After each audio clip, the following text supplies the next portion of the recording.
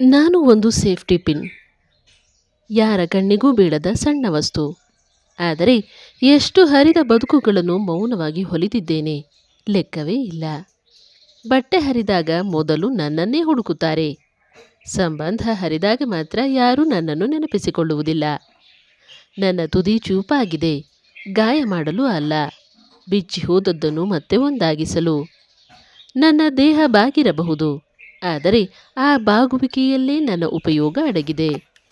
ಹೊರಗಿನಿಂದ ನಾನು ಸಾಮಾನ್ಯ ಲೋಹ, ಒಳಗಿನಿಂದ ಅನೇಕ ನಾಚಿಕೆಗಳನ್ನು, ಅವಸರಗಳನ್ನು, ಮಾನವನ್ನು ಕಾಪಾಡಿದ ಮೌನದ ಕಾವಲುಗಾರ. ಅದಷ್ಟೇ ನನ್ನ ಕೆಲಸವಲ್ಲ. ಓರೆಕೋರೆ ಹಲ್ಲಿನ ನಡುವೆ ಸಿಲುಕಿಕೊಂಡ ಸಾಸಿವೆ ಕಾಳಾಗಲಿ, ಉದ್ದಿನ ಕಾಳಾಗಲಿ, ಅಡಕೆಯ ತುಂಡಾಗಲಿ, ಅವುಗಳನ್ನು ನೋವಿಲ್ಲದೆ ಬಿಡುಗಡೆಗೊಳಿಸುವ ಸಣ್ಣ ವೈದ್ಯನೂ ನಾನು.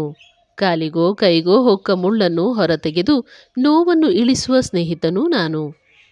ಒನುಪು ಒಯ್ಯಾರದ ಬೆಡಗಿಯರ ನೆರಿಗೆಯನ್ನು ಒಪ್ಪವಾಗಿ ಹಿಡಿದು ಅವರ ಅಂದಕ್ಕೆ ಕೊನೆಯ ಸ್ಪರ್ಶ ನೀಡುವುದು ನನ್ನದೇ ಕೆಲಸ. ಕೆಲವೊಮ್ಮೆ ನನ್ನನ್ನು ಬಳಸದೆ ಜಾರಿದ ಒಂದು ನೆರಿಗೆ ಇಡೀ ಮನೆಯ ಮರ್ಯಾದೆಯನ್ನೇ ಬೀದಿಪಾಲು ಮಾಡಿಬಿಡುತ್ತದೆ. ಅಲ್ಲಿ ನಾನು ಇದ್ದಿದ್ದರೆ ಒಂದು ಚಿಕ್ಕ ಪಿನ್ ಒಂದು ದೊಡ್ಡ ಅವಮಾನವನ್ನು ತಡೆದಿರುತ್ತಿತ್ತು. ನನ್ನ ಬದಲಿಗೆ ಎಷ್ಟೇ ಹೊಸ ವಸ್ತುಗಳು ಬಂದಿದ್ದರೂ ನಾನು ಮಾಡುವ ಎಲ್ಲ ಕೆಲಸವನ್ನೂ ಅವು ಮಾಡಬಲ್ಲವೇ? ಸಾಧ್ಯವೇ ಇಲ್ಲ.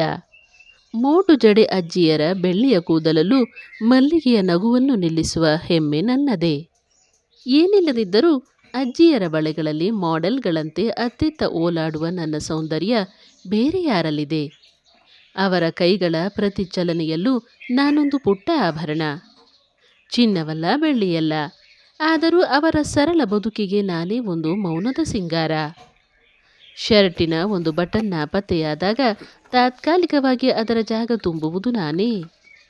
ಏನಾದರೂ ಗೊಂಚಲಾಗಬೇಕಿದ್ದರೆ ಅದಕ್ಕೆ ಬೆಸುಗೆ ಹಾಕುವುದೇ ನನ್ನ ಧರ್ಮ.